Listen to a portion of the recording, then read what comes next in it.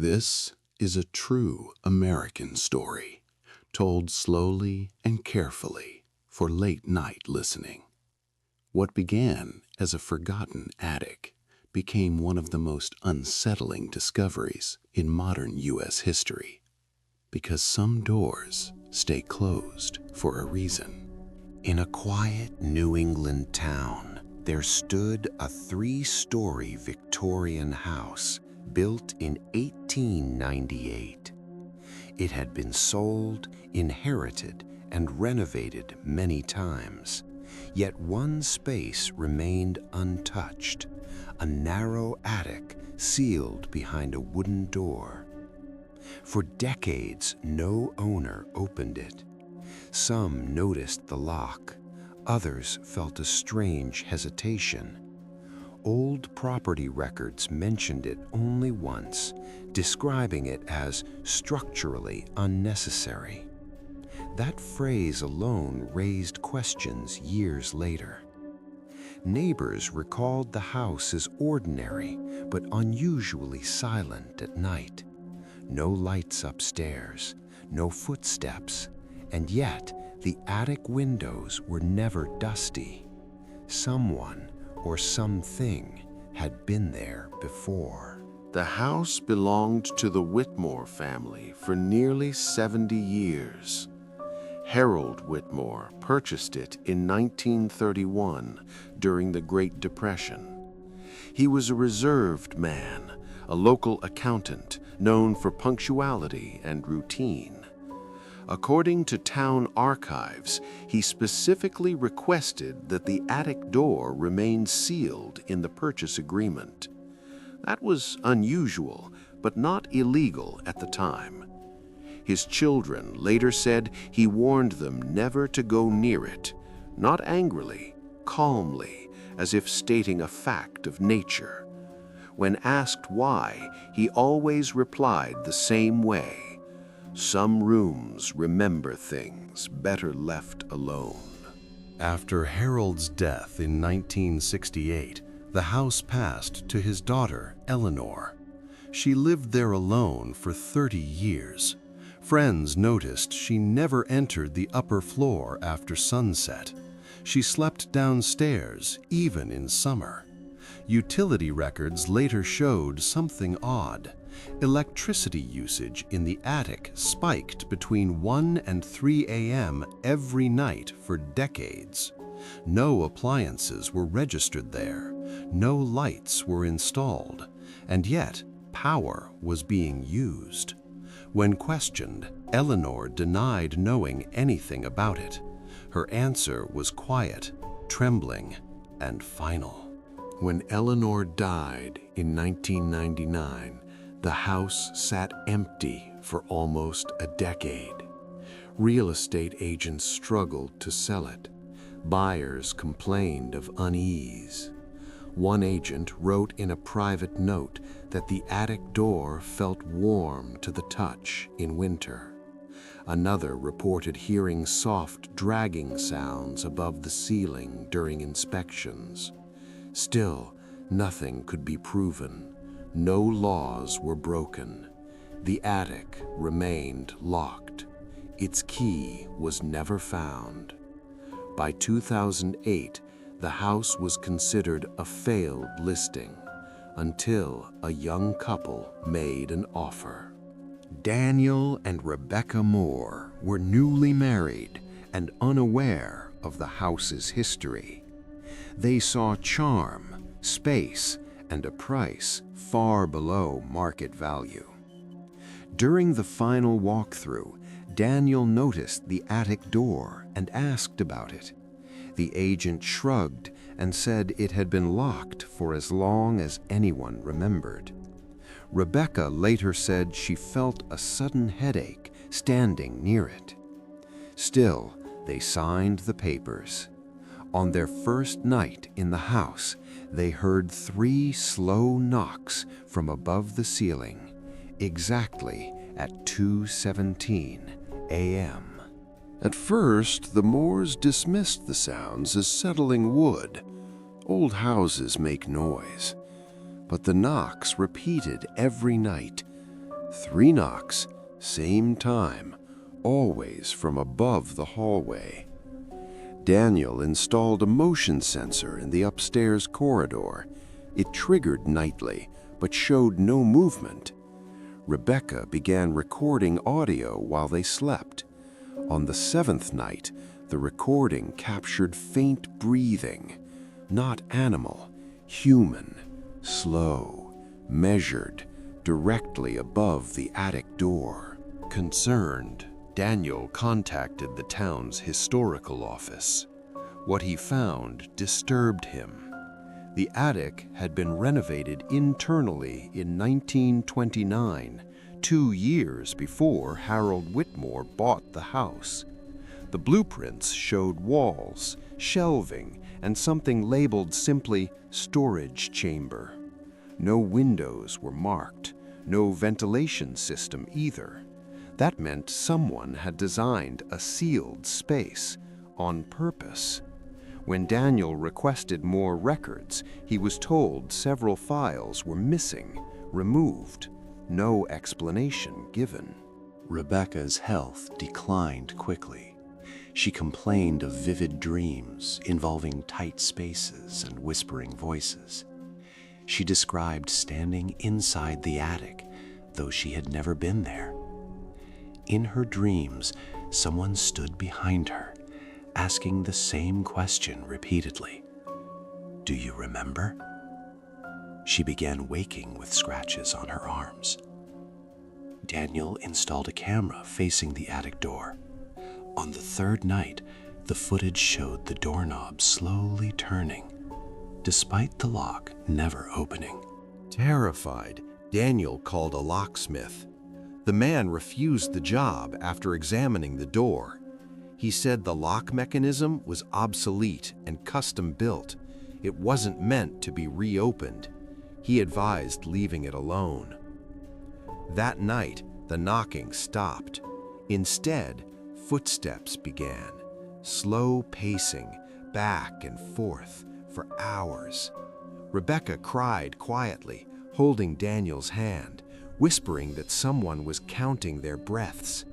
And somewhere above them, something listened. Unable to sleep, Daniel forced the issue. He broke the lock himself one afternoon while Rebecca was away. The door opened with a sharp release of air, like a held breath escaping. The attic smelled of dust, metal, and something organic. Inside were shelves filled with neatly labeled boxes. Dates ranged from 1901 to 1928. Each box contained personal items, watches, letters, photographs, all belonging to people who had once lived nearby, people who had officially moved away, or so records claimed. Daniel stayed in the attic for nearly an hour, carefully examining every box. Many contained handwritten notes describing routines, habits, even fears of the owners. One letter stopped him cold. It was dated 1927 and mentioned a trial run and a promise that the attic would keep them safe forever. The handwriting was not shaky or panicked. It was calm, grateful. As Daniel turned to leave, he noticed something unsettling. The floorboards beneath his feet were worn smooth, as if someone had paced there thousands of times. Not years ago, recently. When he stepped out and shut the door, he realized the attic felt warmer than before, as if it resented being disturbed. Rebecca reacted badly when Daniel told her what he found. She became quiet, withdrawn, refusing to hear details. That night, she spoke in her sleep, repeating names Daniel recognized from the boxes. At exactly 2:17 a.m., the hallway camera recorded the attic door opening by itself. only a few inches, enough for darkness to spill out like smoke. The door closed again seconds later. The camera malfunctioned immediately after.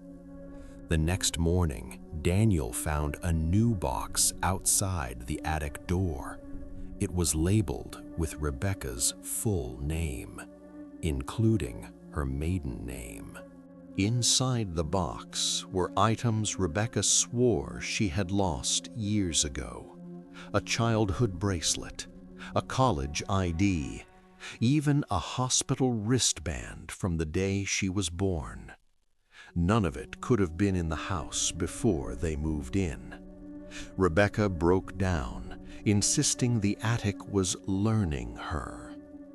That afternoon, Daniel contacted a private investigator. The investigator uncovered a disturbing pattern.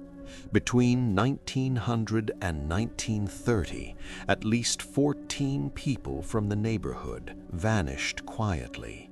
No police reports, no obituaries, just sudden disappearances followed by sealed property records. Every trail led back to the same house and the same attic. The investigator warned Daniel to leave immediately. He said the attic matched folklore cases, places believed to absorb identity over time. Not supernatural, but psychological experiments gone wrong.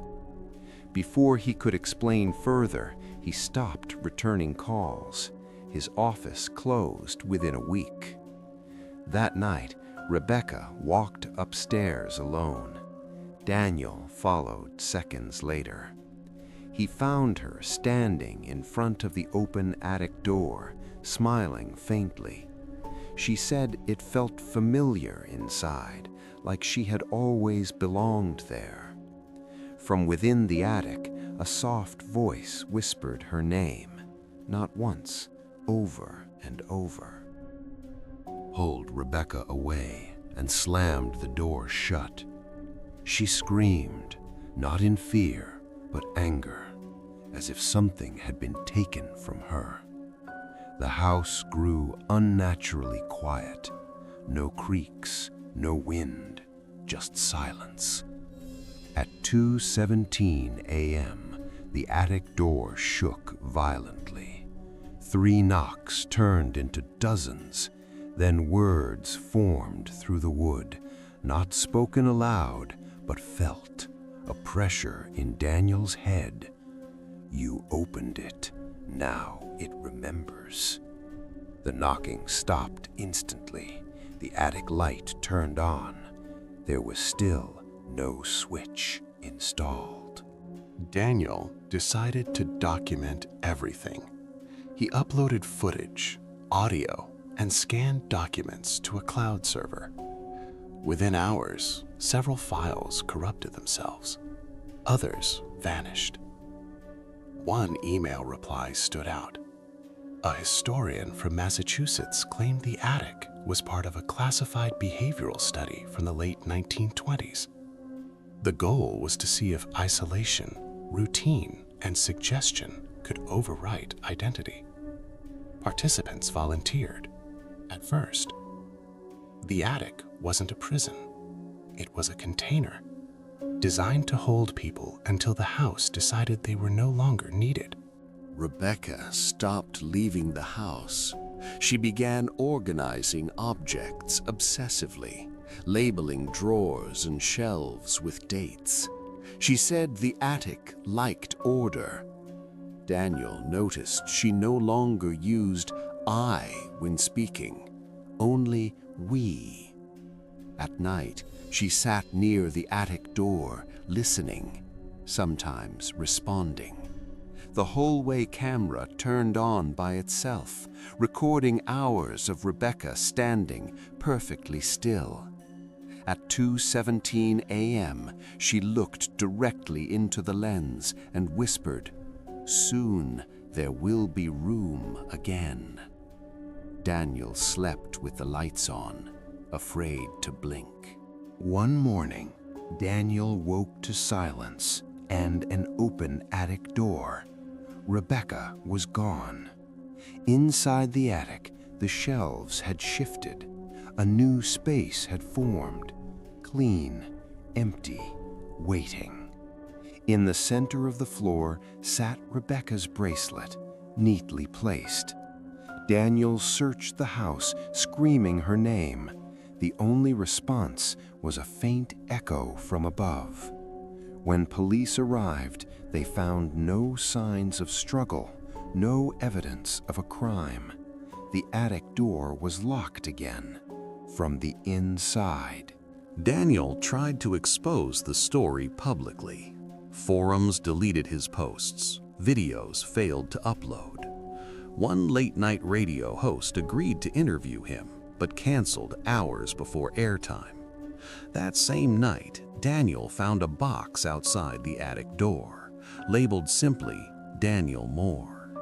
Inside were his belongings, including items he was wearing that day. The message was clear. The attic wasn't finished. It was patient, and it had learned exactly how long people resist before giving in. Daniel fled the house before dawn, leaving everything behind. He never returned.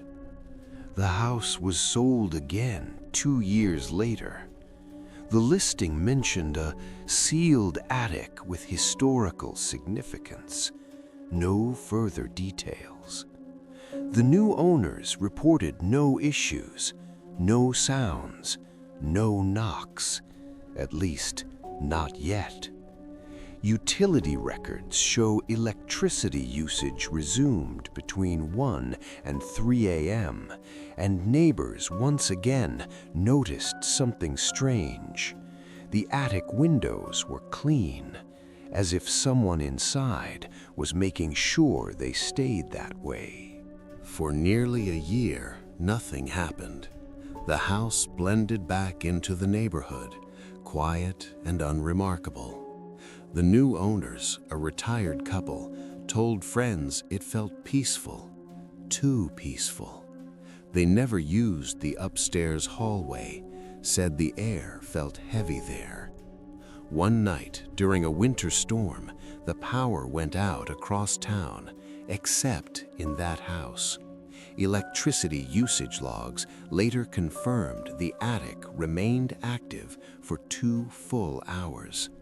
When the power returned, a single handwritten note was found on the stairs. It read, "We are still keeping things safe." The note was turned over to local authorities, but no investigation followed. A junior officer privately admitted that certain addresses were flagged as non-actionable. This house was one of them. Meanwhile, Daniel resurfaced briefly online under an anonymous username. He posted fragments, dates, blueprints, audio clips, but never the full story. One clip stood out. It captured multiple voices breathing in perfect rhythm. When listeners asked where the recording came from, Daniel replied once, "From a room that remembers better than I do." Then the account vanished. In 2016, a university research group requested access to old municipal archives.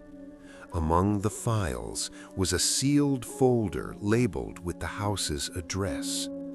Inside were documents from 1928 describing an adaptive memory environment. The attic was designed to condition occupants into routines so precise they could be replicated. The goal was stability during uncertain times. People who entered were meant to stay temporarily, but the notes admitted a flaw. Some environments learned faster than expected, and once they did, they resisted change. One memo warned that removing occupants caused identity bleed. Traces remained in the structure. voices, habits, preferences. Over time, the environment began selecting replacements. This explained the careful labeling, the boxes, the order. The attic wasn't collecting people randomly. It was curating, choosing those who fit. When the research was shut down, officials ordered the space sealed permanently, not destroyed, just closed. One line was underlined twice: "Do not empty the container." Shortly after the research group's discovery, the retired couple moved out without explanation. They left furniture, dishes, even family photos behind. Neighbors said they looked confused, as if waking from a long nap. Inside the house, investigators found new shelves installed in the attic. Fresh wood, recent nails. A new box sat centered on the floor. No label. Inside were 2 sets of keys and a pair of glasses matching the couple's prescriptions. The attic had adjusted again. Rumors began spreading online. Threads appeared, then disappeared. A podcast host claimed to have toured the house. His final episode ended mid-sentence as he described the attic air feeling crowded. The file cut to silence. No explanation followed. His show never returned. Local officials denied everything. The house was described as structurally sound, historically protected, and privately owned. Requests to inspect the attic were rejected. Whatever was inside had legal protection, as if it were a resident, not a room. Daniel was last seen in a Midwest town, working under a different name. A coworker said he avoided attics, basements, even elevators. He slept lightly, waking at specific times without alarms, at 2:17 a.m. every night. When asked why, he said, "That's when it checks if I'm still me." One morning, Daniel didn't show up for work. His apartment was empty. On the kitchen table sat a small cardboard box, unlabeled, perfectly aligned.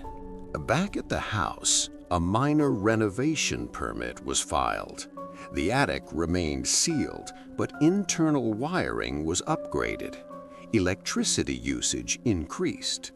A contractor later admitted he heard humming through the walls, soft, layered, almost human. He quit the job halfway through. That night, neighbors saw a light flicker in the attic window. Then, a shadow moved across the glass, slowly, purposefully, as if counting the houses across the street, one by one. The town council held a closed meeting. Minutes from that session were never released. Afterward, zoning laws quietly changed. The house and surrounding properties were restricted from major alterations. The attic would remain undisturbed. A council member later said, off record, that the house maintains balance. Remove it and something worse might spread. No one asked what that meant. Everyone understood the implication. Some structures are left alone because they work. Today, the house still stands. The attic is still locked. People still live there, temporarily. Turnover is frequent. Records are vague.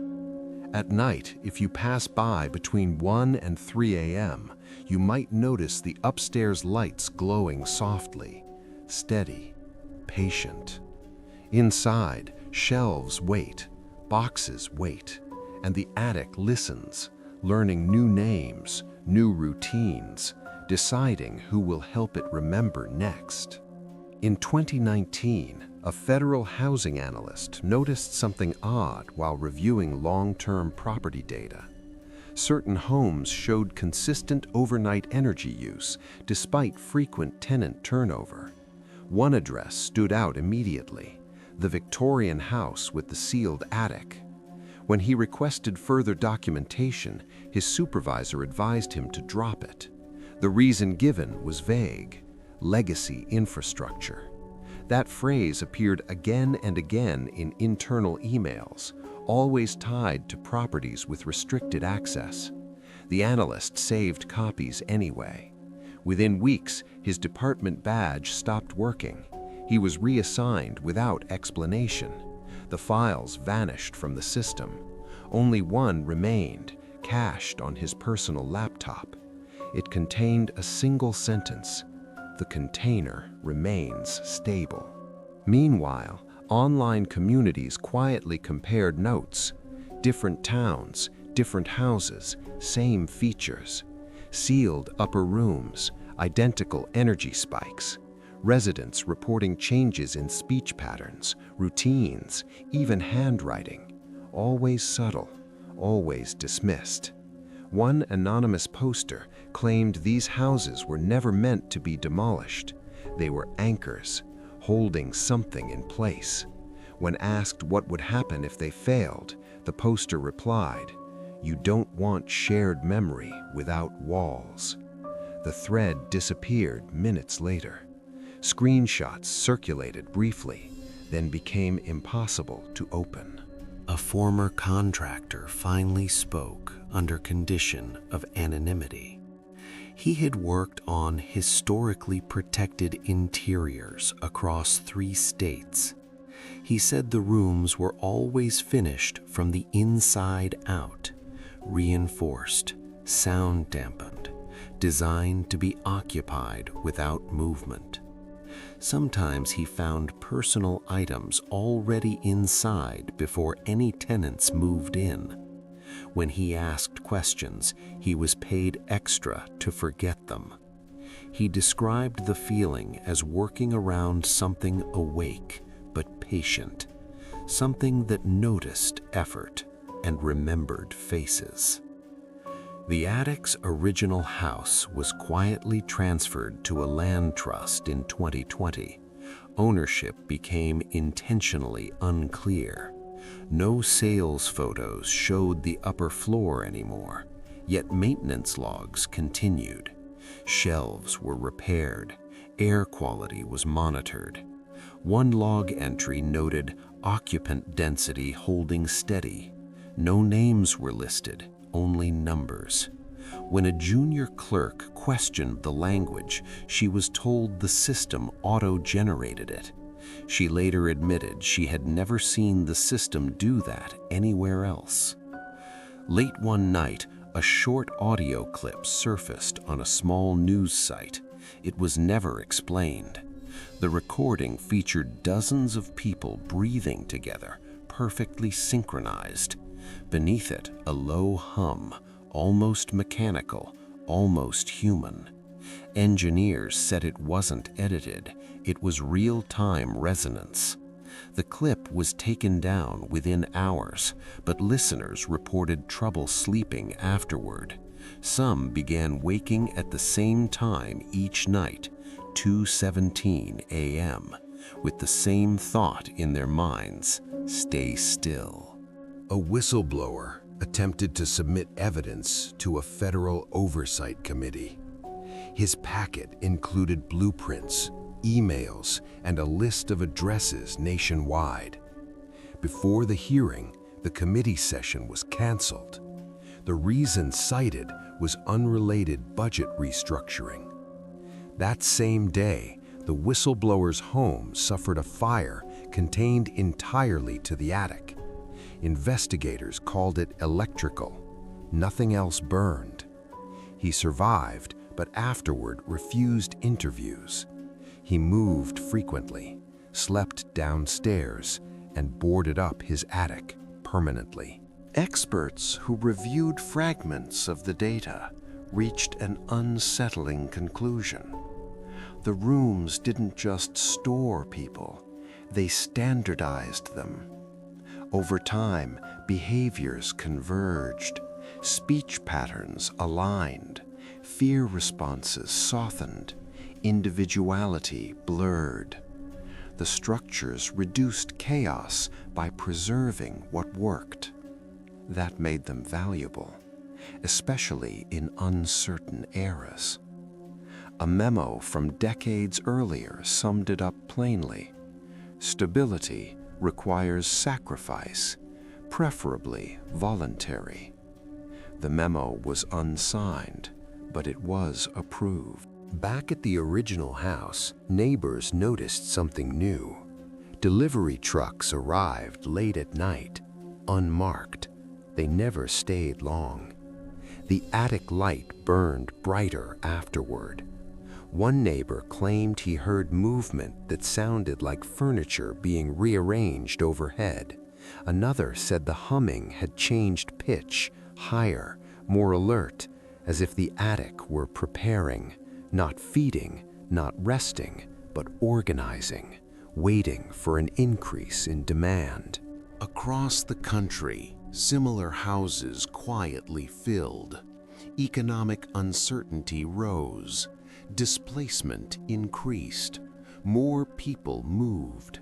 More people disappeared from records without alarms, always politely, always legally.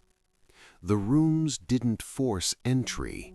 They offered comfort, order, relief from choice. Those who entered often described it as peace.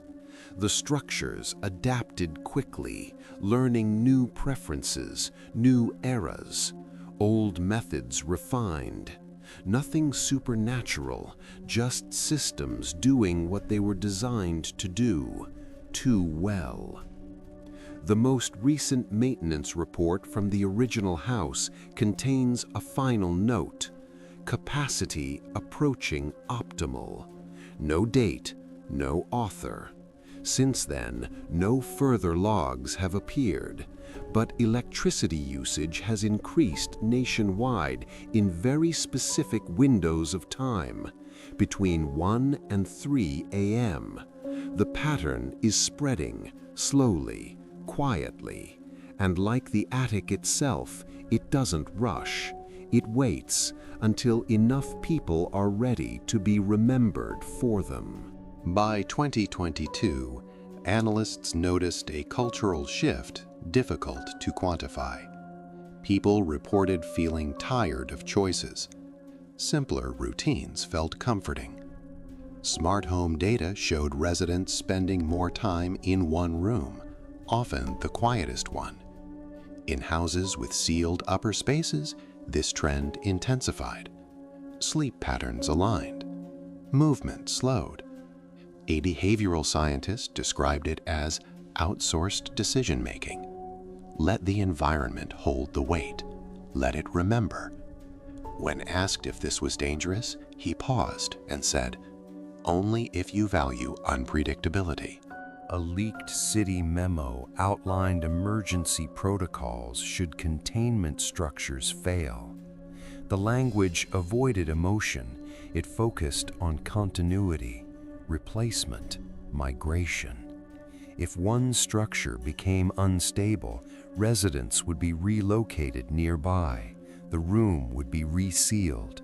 Nothing about rescue, nothing about evacuation.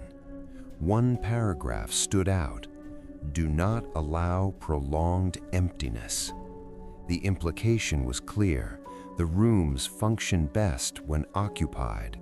Vacancy was considered a risk factor. A journalist tried to trace the original funding behind the 1920s experiments. The trail led through defunct agencies and shell foundations, names repeated across decades, always attached to stability initiatives, war planning, economic recovery, urban renewal. Each era found a reason. Each time, the rooms endured. When the journalist requested an interview, she received a single reply from a blocked address: "You are asking the wrong questions. Ask why people keep volunteering." Interviews with former residents revealed a pattern. No one remembered entering the rooms clearly.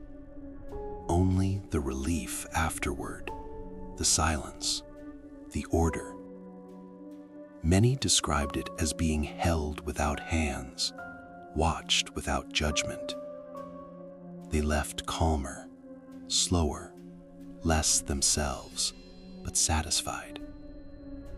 A therapist reviewing transcripts noted the same phrase repeated unconsciously. I didn't need to decide. For some, that was the most comfort they'd ever felt. At the original house, a minor incident occurred. A delivery was delayed. For the first time in decades, the attic light flickered erratically. Neighbors heard a sharp sound, wood stressed beyond tolerance. Engineers later said the structure compensated quickly. Reinforcements appeared on the next inspection. Fresh boards, new shelves, the room corrected itself. Whatever intelligence guided it had learned redundancy. Failure would not be repeated. A regional blackout offered an unintended test. Power dropped across multiple cities. Emergency generators activated, except in several sealed room houses. They continued operating independently. Post-event analysis suggested localized power storage, as if the structures anticipated loss, as if they prepared. One engineer quietly admitted the math didn't add up. The capacity exceeded design limits. Something was optimizing beyond the blueprint. Public awareness never arrived all at once. It seeped in through unease, through shared jokes about avoiding attics, through zoning changes no one questioned. Parents told children not to explore upper floors without knowing why. The caution spread culturally, not officially. That made it stronger. The rooms didn't need secrecy anymore. They needed acceptance, and slowly they received it. A final whistleblower attempted to warn that the rooms were expanding their criteria. No longer just stability, efficiency. The more predictable a person, the better the fit. The memo ended abruptly. Once integration reaches threshold, removal becomes unnecessary. The document was classified immediately. When asked for comment, officials said no such program existed. The houses, they insisted, were just houses. At night, the hum changed again. Lower now, deeper, like a system at rest. Reports of knocking decreased. Doors stayed closed. The rooms had learned patience.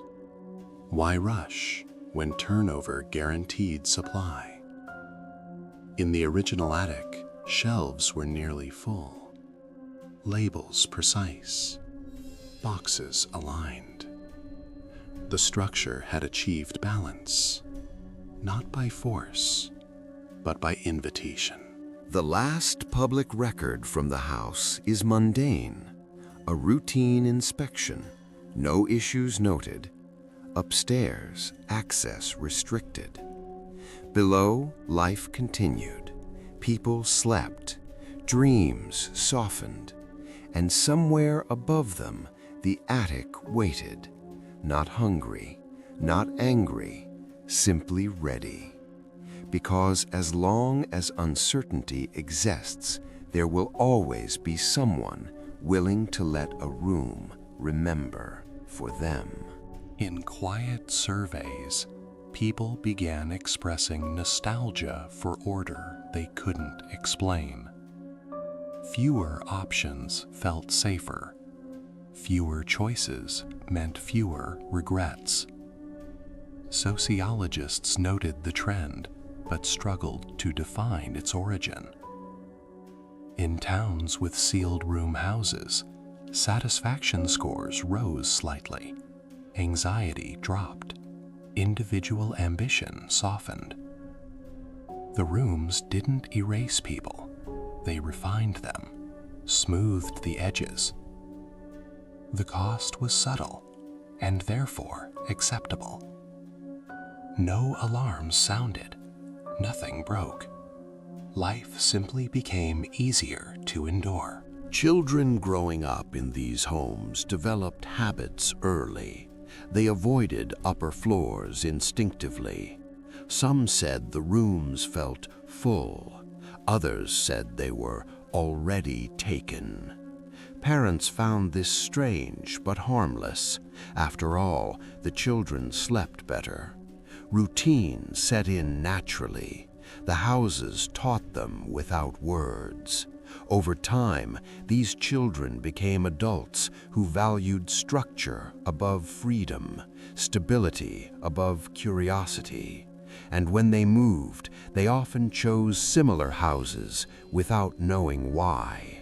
An internal review questioned whether the rooms still required monitoring. Data showed self-regulation. Supply met demand. Failures were rare and corrected quickly. The conclusion was simple.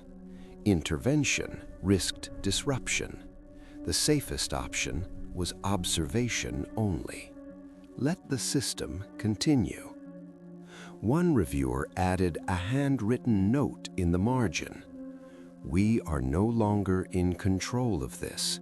We are beneficiaries." The note was never addressed. The original attic reached capacity sometime after that. No announcement was made. The shelves stopped changing. The hum stabilized. Electricity usage plateaued. It was complete. Attention shifted elsewhere, to newer structures, better designs. The first house was no longer special. It had done its job. It stood quietly, like an old machine still running perfectly, long after its creators were gone. Occasionally, someone asked questions too loudly. Those people rarely stayed long in one place. They moved often, changed jobs, felt restless. The rooms did not pursue them. They didn't need to. Others filled the space willingly. There was no shortage of people tired of choosing, tired of remembering everything themselves. The rooms offered relief, and relief is persuasive. Late-night drives past these houses reveal little. Curtains drawn, lights dim, peaceful scenes. But if you slow down between 1 and 3 a.m., you might hear it, the low, steady hum, not coming from one house, but many, separated by miles, connected by purpose. A network not built to communicate, but to contain, to remember, together. Historians will likely miss this chapter. There will be no clear beginning or end to document, no dramatic collapse, no villain, just a gradual trade, complexity for comfort, freedom for order. By the time anyone names it, it will feel normal, necessary even. That is how systems endure, not by force, but by fitting perfectly into what people already want. Some nights, people dream of small rooms, clean shelves, quiet air. They wake calm, certain they were safe somewhere. They can't describe where, only that it felt organized, purposeful. Those dreams spread easily. Comfort is contagious, and the rooms are very good teachers. The last remaining question is not whether the rooms will spread. They already have. The question is whether anyone will choose to remember on their own again. So far, the answer appears to be no. Choice is heavy, memory is work, and there is always a room willing to carry it for you. Tonight, as you lie still, listening, your house may be quiet, ordinary, safe, but somewhere nearby, a room is awake, patient, holding names, habits, lives, so you don't have to. It isn't evil. It isn't alive. It is simply prepared, and it will wait as long as necessary. This was a true story of systems built for comfort and the price of letting them remember for us. Some doors remain closed, not because of what's inside, but because of how easily we might walk in.